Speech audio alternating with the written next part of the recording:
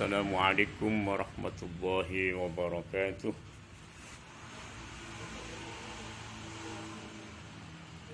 Bismillahirrahmanirrahim. Alhamdulillahilladzi anzala al-Qur'an fihi hudan lin-nasi wa bayyinatin minal huda wal furqan.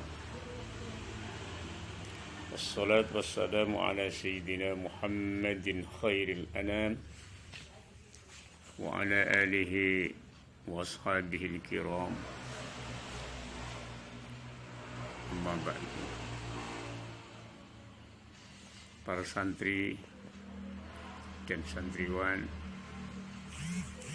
kelas 6 sampai kelas 1,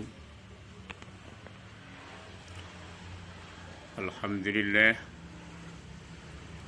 dengan rahmat, taufik, hidayah dari Allah Subhanahu wa ta'ala, kita diberi umur panjang, diberi kesehatan, diberi keimanan, sehingga kita bisa melaksanakan ibadah puasa. Mudah-mudahan dengan puasa ini dosa-dosa kita diampuni oleh Allah Subhanahu wa ta'ala dan diberi pahala. Dengan demikian kita akan menjadi insan yang kamil mukamil, taat kepada Allah Subhanahu wa ta'ala.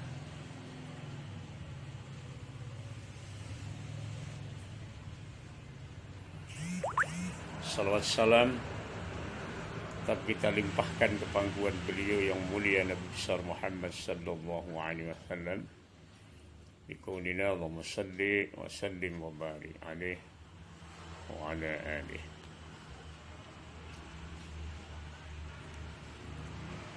Segala sesuatu yang diperintahkan Allah di dalam agama,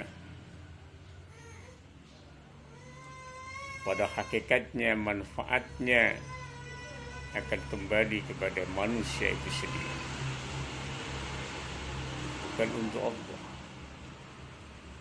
untuk yang melaksanakan perintah. Puncak daripada orang yang melaksanakan puasa akan menjadi hamba Allah yang muttaqin, hamba yang selalu takwa kepada Allah Subhanahu wa ta'ala. Sesuai dengan Al-Quran, surah Al-Baqarah ayat 126, ayat 128.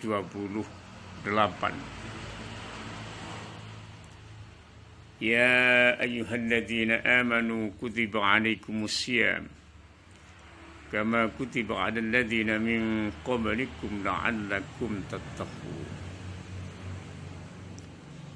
Artinya, wahai orang-orang yang beriman, diwajibkan atas kamu berpuasa bagaimana diwajibkan atas orang-orang sebelum kamu, agar kamu bertakwa.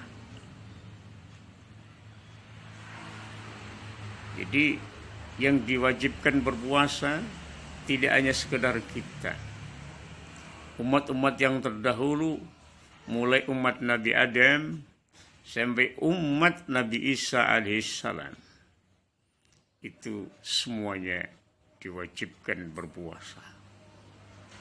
Maka kita sebagai umat Nabi yang mulia Muhammad sallallahu alaihi wasallam juga diwajibkan berpuasa, agar hamba yang puasa ini menjadi hamba yang muttaqin. Santri-santri yang berbahagia,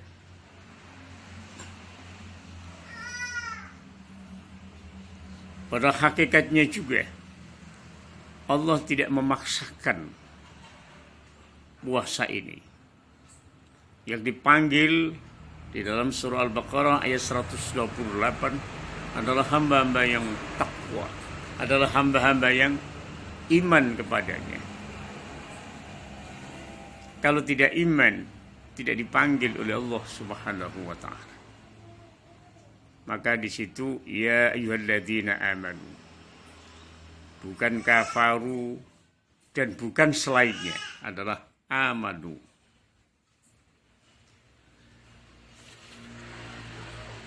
Kemudian yang harus dipahami juga, agama itu tidak sulit. Andaikan kita bepergian atau sakit, itu pun juga ada rukhsah, ada keringanan.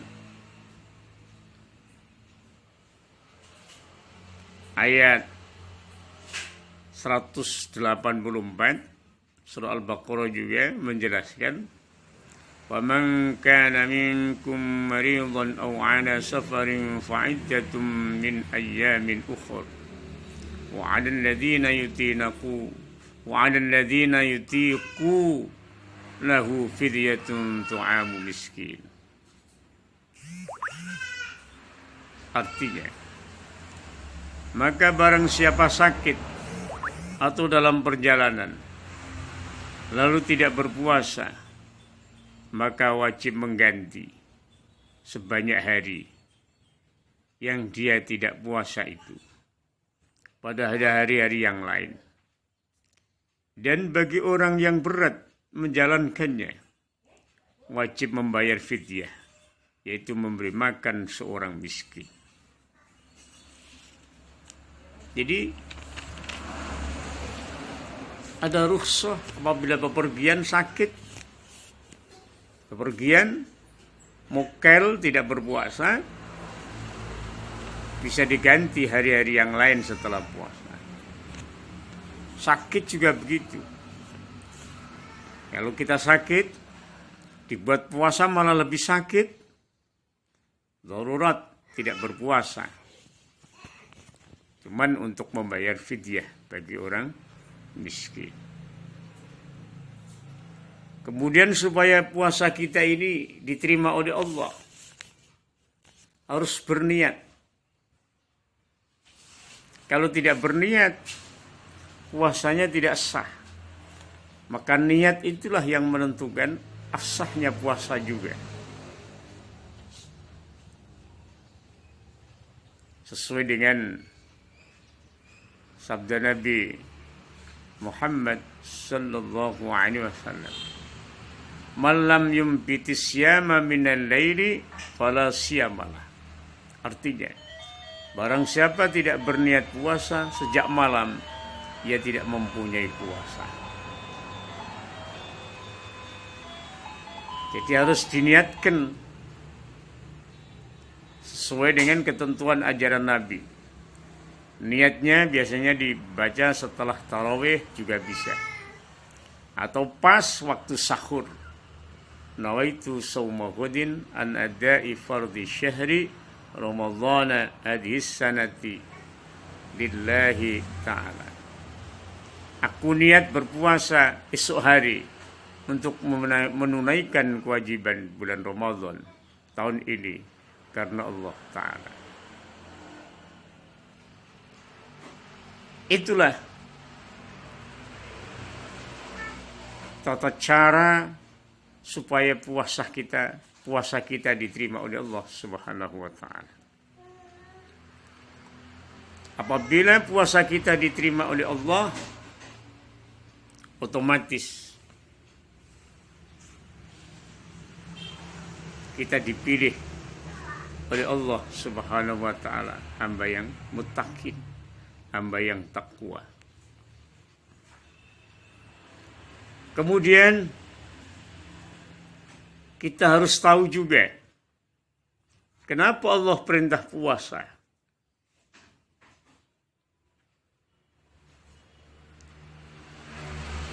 Karena hakikat daripada puasa itu, Allah akan mendekatkan, selalu mendekatkan kepada hambanya, supaya hambanya selalu dekat kepadanya. Maka orang yang berpuasa dijanjikan oleh Allah ibadah dilipat gandakan beramal dilipat gandakan. Bahkan tidur pun ibadah. Diam sama membaca tasbih. Amal yang baik mudha'afatun, dilipat gandakan. Wa da'awatu mustajabatun, dan beberapa doa dikabulkan. Itu tertera dalam hadis yang ada dalam kitab Durratun Nasihin. Kemudian